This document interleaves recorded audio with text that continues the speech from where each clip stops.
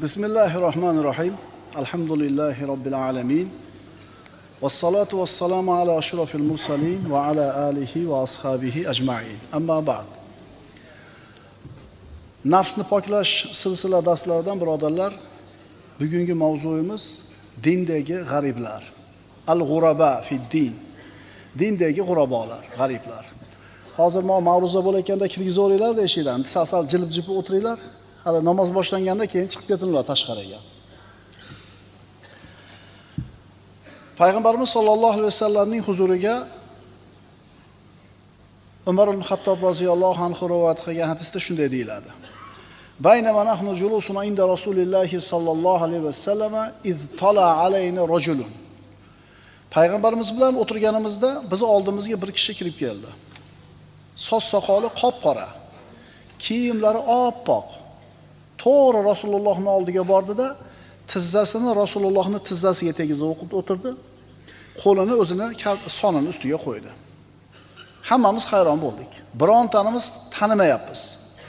Ya'ni kiyimlarini tozaligi, soch soqolini qop-qoraligiga qarab turib, Madinalik shekilli desak, Madina ahlidan hech kim tanimayapti.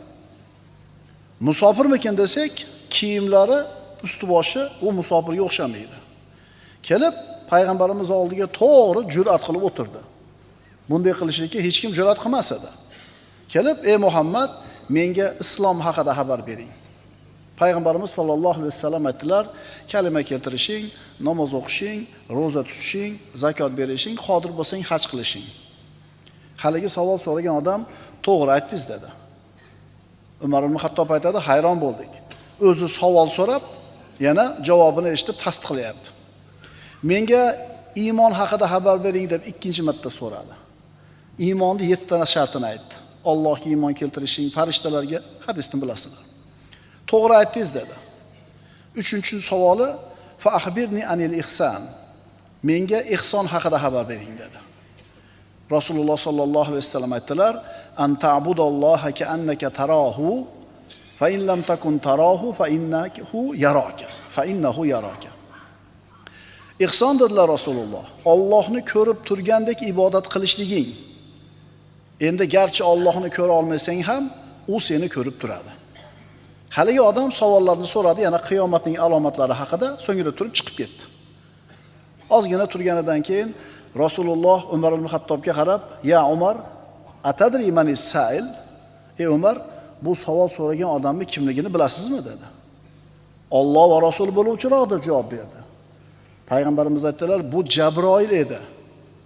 Kelib sizlarga diningizda ta'lim berdi. Bu hadisni muhimligi va qadrini ulug'ligini bitta belgisi Umar ibn Xattobdan rivoyat bo'layotganligi.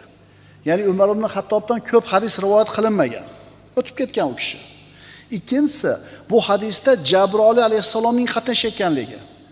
Uchinchisi, odam suratida kelib payg'ambarimiz oldiga o'tirib, islomdagi eng muhim 3 ta savolni so'radi. Islom nima, iymon nima, ihson nima? Tasavvuf ilmining birodarlar, hujjati mana shu hadis. Tasavvuf Ali ibn Abi Talib roziyallohu anhu ning taqvo haqida savol so'raganda bergan javobiga asoslanadi. Taqvo nima deganida Ali ibn Abi Talib aytgan edi, al-xawfu minal jalil va rido val amalu bit tanzil va rido bil qalil va istidadun li yawmir rahil. Taqvo nima? Ali ibn Abi Talibning nazarida taqvo birinchisi jalil, Allohdan qo'rqish. Ikkinchisi al-amalu bit tanzil, Qur'on bilan amal qilish. Uchinchisi var-rido bil qalil, oziga rozi bo'lishlik. To'rtinchisi ketishga tayyorgarlik, ketadigan kunga o'limga tayyorgarlik. Mana shu taqvo ekan. Tasavvuf ulamolari mana shu 3-punktini o'zlariga hujjat deb biladi. Oziga nima qilish? Rozi bo'lish. Boriga emas, oziga. Tasavvuf birodarlar, bu siz bilan bizni qalbimizni, nafsimizni tarbiya qiladigan ilm. Bu ilmdan qanchalar xabardor bo'lsak, shuncha nafsimiz poklanadi, shunchalar Allohga yaqin bo'lamiz. Alloh taolo aytadi: "Ey banda, uzoq yillar davomida odamlarning nazari tushadigan joyingni rosa tozalading. Kiyimingni toza tutding, uyingni toza tutding, mashinangni toza tutding, ishxonangni toza tutding. Ya'niki mana shu joylarga odamlarning nazari tushar edi.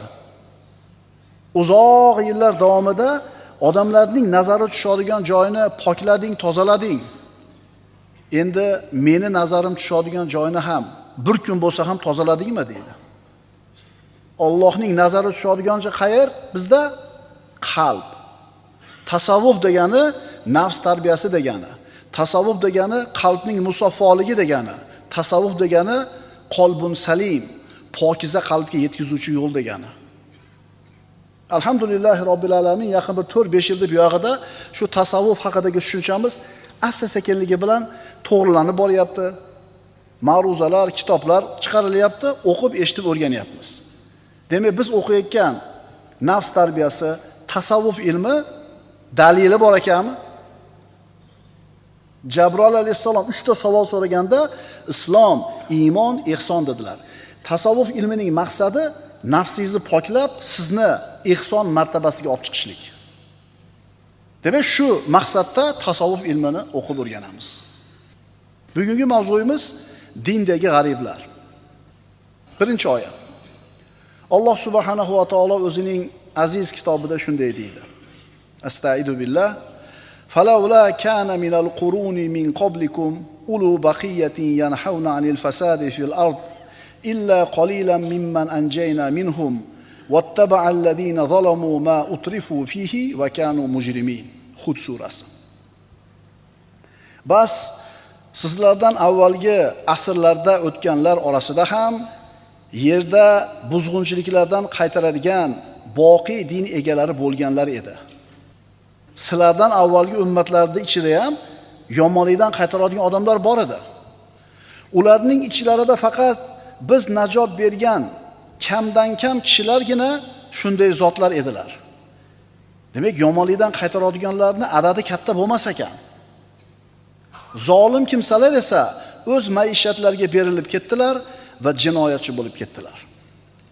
Bu oyatda najotga yetuvchi, najot topuvchi bandalarning ozchilik bo'lishiga qat'iy dalolat bor. Mustaqim yo'lda bo'ladiganlar, itoatda turadiganlar ozchilik bo'lishadi. O'zi ajib. Va qalilun min ibadiyash shakur dedi Alloh. Alloh taolo Qur'onda odamlarning ko'pchiligi deganida orqasidan beradigan ta'rifi ajib. Odamlarning ko'plari la yaqilun, aqlini ishlatmaydi deydi. Odamlarning ko'plari la yashkurun, shukr keltirmaydi. Odamlarning ko'plari la ya'lamun, bilmaydilar. La yaqilun, la yashkurun, la ya'lamun.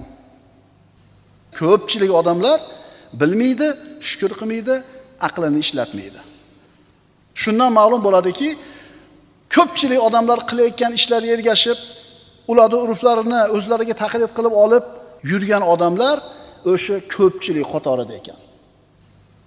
Endi Alloh taolo shokir bandalarni aytganda va qalilun min ibadiyash shakur dedi. Mening shokir bandalarim ozchilik bo'ladi. Demak, odamlarni yomon yo'ldan qaytaradigan, mustaqim bo'lganlar, multazim bo'lganlar ko'pchilik bo'lmas ekan. Agar sen birodar o'zingni zamoningda o'zingni ana shu itoatda bo'lgan ozchilik bilan birga ekaningni ko'rsang, Rasulullohning sunnatini ushlagan ozchilik qatorida ekanligingni ko'rsang, haqdan yuz o'girgan, nafsini ko'yiga kirib adashib ketgan ko'pchilik osiylar orasida emasligini ko'rsang, albatta bu sen uchun yaxshi holat.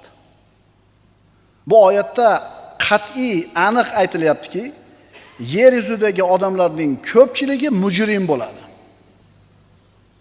Ikkinchi oyat. Astaidu billah. Va in tuti' akthara man fil ardi yudilluka an sabilillah in yattabi'una illa dhann va inhum illa yakhrusun. Yer yuzidagi kimsalarning juda ko'plariga itoat qiladigan bo'lsangiz, sizni Allohning yo'lidan ozdirurlar. Zotan ular faqat gumonlargagina ergashurlar va faqat aldaydilar xolos. Hamma qilyapti-yu deb qilsangiz adashib qolasiz. Hamma shuna qilyapti-da, adashib qolasiz, erchisiz. To'y qilmoqchisiz. Qanaqa qilamiz? Odamlar qanaqa qilyapti? E'tibor beringlar-da, odamlarning ko'pchiligi ergashayotgan toifalar odatda havoyi nafsiga qul bo'lgan odamlar bo'ladi. Odamlarning ko'pchiligiga ergashib bo'lmaydi. Alloh odamlarning ko'pchiligi deganda aqlini ishlatmaydi, shukr keltirmaydi, tafakkur qilmaydi deb aytayapti. Gohida ana shu dinini mahkam ushlagan, multazim, taqvodor yigit o'ylanib qoladi. Shuncha odam bir tomonda turib, men bir tomonda bo'lsam, ular ish qilib haq emasmikin? Ish qilib men o'zim adashmayapmanmikin? Mana shunga o'xshagan ikkilanishga tushib qolmaslik uchun, yolg'izligida his qilmaslik uchun, vahshatni his qilmaslik uchun, bu ma'siyatga to'lgan zamonda yolg'izlikni his qilmaslik uchun, men yolg'iz bo'lib qoldim, meni ajratib qo'yishdi, men xato qildim shekilli deb qolmaslik uchun, qalbingizni shunaqa istirobli o'ylarga to'lib qolmaslik uchun quyidagi oyatga quloq soling. Astagfirullah. فلولا كان من القرون من قبلكم أولو بقية ينهون عن الفساد في الأرض إلا قليلا ممن أنجينا منهم. Bas sizlardan avvalgi asrlarda o'tgan odamlarning orasida ham yerda buzg'unchilikdan qaytaradigan boqiy din egalari bor edi. Ularning ichlarida faqat biz najot bergan kamdan kam kishilargina shunday zotlar edi. Nuh alayhisalom davrida dunyoni suv bosdi. Nuh alayhisalom bilan kemada qancha odam saqlanib qoldi? 90 ta yetmadi, 80 ta odam deyiladi. Nima, yer yuzida 150 ta odam bormidi? Ko'p edi, juda ham ko'p edi. Odamlarning ko'pchiligi suvda qolib ketaverdi. Alloh saqlagan, payg'ambarga ergashgan bandalargina 80 ta odam najotga chiqib qoldi. O'shuning uchun ko'pchilik qilayotganligi bir ishni, o'sha ishni to'g'ri ekanligiga dalil emas. Ma'qulmi? Yer yuzida buzg'unchilikdan qaytaradigan ozchilik. Nima degani bu? Yerda fisq fujur tarqab ketdi. Mana shu ozchilik insonlar odamlarni yomonlikdan qaytaradi. Ana shu munkarga botib ketgan odamlarning ishini noto'g'ri ekanligini aytsang, seni gapingni, fe'lingni g'arib, tushunarsiz deb bilishadi. Taqvoni ushlagan odam taqvoli ish qilsa, atrofidagi ko'pchilik fosiqlar tushunmaydi. Masalan, qo'lingizga shubhali bo'lgan katta mablag' tushib qoldi. Prosta olsangiz bo'ladi, omadingiz. Ko'pchilik tushunmaydi buni. Hey, omadmi, qara deydi. Mancha pul tursa omaddi deydi. Nimaga tushunmayapti? Nimaga aqli qabul qilmayapti? U ko'pchilikda u. Sayohatga chiqish kerak, kollektiv bilan. Erkak ayol aralash holatda bo'ladi. Dasturxonda harom xarish narsalar bo'ladi. Uni bilib turib, sen sayohatga bormayman deysan. Korporativ bo'ladi. Yangi yilga korporativ bo'ladi. Vrachlar, katta zavod fabrikani haligi rahbariyat sostavi, sen o'sha yerda ishlaysan. Sekretarsan, buxgaltersan, xullas bir narsasan. Endi vechini korporativ bo'ladi. Bu ishxonaning nomidan bo'ladi. Erkak xotin aralash bo'ladi, harom xarish bo'ladi. Sen bormayman deysan. Shunda boyaga ko'pchilik tushunmaydi seni. Esi bormi buni deb aqlingda ta'na qilishadi. Yoki qizingizga sovchi keldi. Boy badavlat oiladan, mansabdor oiladan. Ammo siz ana shu xaridor bo'lib kelayotgan oilani dinga beparvoligini bilasiz. Va nima deysiz? Yo'q, rad qilasiz. Bu ishingni ham hech kim tushunmaydi. Aqlingda seni malomat qilishadi. Demak, iymon e'tiqodni, taqvoni mahkam ushlasang, odamlarning ko'pchiligi tushunmayotgan bo'lsa, ma'lumot qilishayotgan bo'lsa, ikkilanib qolishing mumkin. Shuning uchun ikkilanma. Rostdan men adashganmikin mana dema. Chunki yuqoridagi oyatlarda aytildi, odamlarni to'g'ri yo'lga chaqiradigan odam ozchilik bo'ladi. Odamlarning ko'pchiligi nima bo'ladi? Fisq fujurda bo'ladi. Birinchi hadis. Payg'ambarimiz sollallohu alayhi vasallam shunday deb marhamat qiladilar. Bada al-islamu g'oriban, thumma yaudu g'oriban kama bada'a fatuba lil ghuraba. Rasululloh aytibdilar, islom g'arib bo'lgan holda boshlangan. Islom g'arib bo'lib boshlangan va yaqinda g'aribligiga qaytadi. G'ariblarga tubo bo'lsin, ya'ni tubo jannati bo'lsin. Deyilsa, hadisni mana shu qisminigina eshitib turib, ayrim birodarlarimiz, ana biz haqni gapirsak olishmadi. Biz hadisga amal qilyapmiz desak, bizni inkor qilishdi. Oyatni oldiga qo'ysak, bular qabul qilmadi. Ana din, islom g'ariblik bilan boshlangan ekan, yana g'ariblikka qaytadi debdi. Biz aytuvdik, qabul qilishmadi. Endi biz g'aribmiz deb turib, o'zlariga g'ariblik unvonini ilib olishadi. Shoshilmay turing, bu hadisda davomi bor. Bu yoshlarning ichida bo'ladi ko'proq. Biz oyatga amal qilyapmiz deydi. Biz hadisga amal qilyapmiz deydi. Oyat bilan hadisda aytsak bizga qabul qilishmayapti deydi. Biz g'arib bo'lib qoldik deydi. Ey to'xta birodar, sen bu hadisning davomi bor, o'qigin-da. Hadisning davomini o'qisangiz, siz ana shu g'ariblarga tushasizmi, tushmaysizmi aniq ko'rinadi. Payg'ambarimiz sollallohu alayhi vasallam ana shu g'ariblarni sifatlab aytdilarki, alladina yuslihuna idza fasadan nas. U g'ariblar kimlar? Odamlar fasodga uchraganda isloh qiladi ular, odamlarni, jamiyatni. Birinchisi isloh qilar ekan. O'zi sigaret chekishni boshlab olmas ekan. O'zlari sunnatni o'qimasdan turib chiqib ketmas ekan. Tushyaptimi? Yo'q, tushmayapti. Oxlab o'tib ketyapsizlar odamlar yelkalaridan. Sunnatni o'qimay qo'yapti. Duoni bidiyat deyapti. Namozdan keyin tasbih tahlilni bidiyat deyapti. Vaholanki hammasi sunnatda bor. Demak, u payg'ambarimiz maqtagan g'ariblardan birinchi sifati, odamlar fasodga uchraganda ular isloh qilar ekan. Ikkinchi sifati, valam yumaruna fi dinillah. Allohning dinida talashib tortishmaydi ular. Ha, biz imonni shuni qilyapmiz. Alloh qayerda? Namozda qo'lni qayga qo'yish kerak? Alloh arshga istivo qildi, qanday bo'ladi? Talashib tortishmaydi ular Allohning dinida. Vallohi o'sha oyatga, hadisga amal qilaman degan, oyat hadis bo'yicha ketaman degan ishtiyoqi, g'ayratiga rahmat. 5. Lekin u hadislarni to'liq o'qish kerak-da.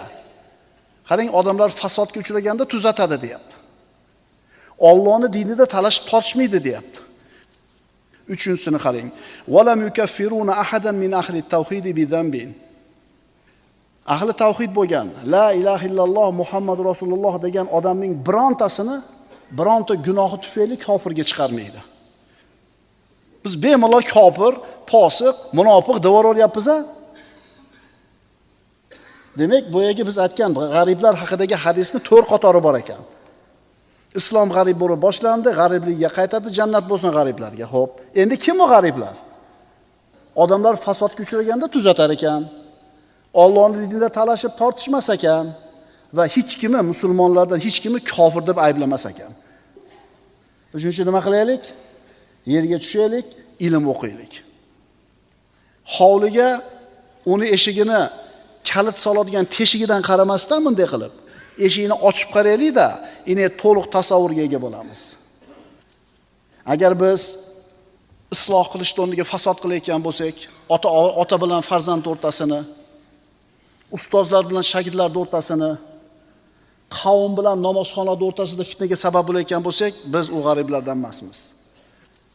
Allohning dinida maza bemaza, aqlimiz yetmagan masalalarda talashib, tortishib, fitnalarga sabab bo'layotgan bo'lsak, u g'ariblardan emas ekanmiz. Aqulu qawli hada va astaghfirulloh li va lakum. Innalloha va malaikatahu yusalluna alan nabiy ya ayyuhallazina amanu sallu alayhi va sallimu taslima. Vassalomu alaykum va rahmatullohi va barakatuh.